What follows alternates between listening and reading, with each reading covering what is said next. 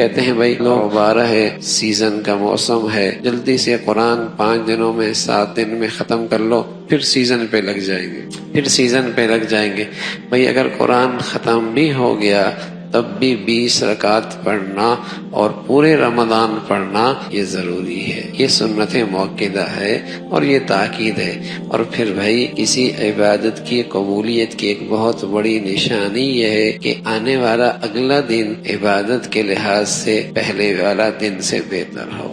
اگر پہلا عشرہ بڑھیا ہے تو دوسرا عشرہ عبادت میں اس سے بڑھیا ہو، اور دوسرا عشرہ بڑھیا ہے تو پھر رمضان کا تیسرا عشرہ عبادت کے لحاظ سے اس سے بڑھیا ہو۔ یہ عجیب سی بات ہے،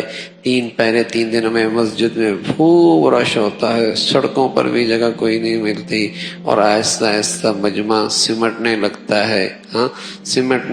ہے۔ ارے بھائی اللہ کے ہاں عبادت قبول ہو گئی، سعادت ملی، تو رمضان کی برکتوں کا تقاضا تو یہ ہے کہ ہر آنے والا دن پہلے سے زیادہ عبادت کے لحاظ سے قیمتی بنایا جائے۔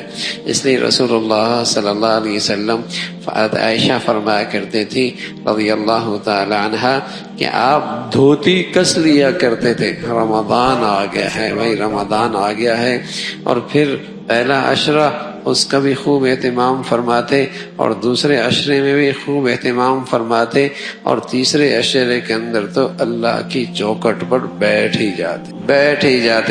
میرے پیارے نبی صلی اللہ علیہ وسلم نے ساری زندگی سوائے ایک رمضان کے ساری زندگی آخری عشرہ اللہ کے گھر میں پورا کا پورا گزارا، ساری زندگی عظمت امت کو سمجھائی، اہمیت بتائی، کیا دولت امت کو ملی ہے۔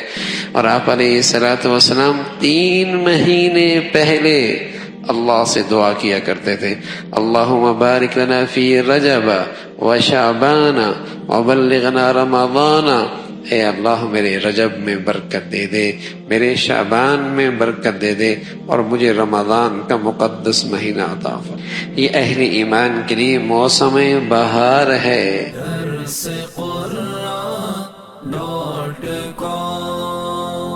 www.darsequran.com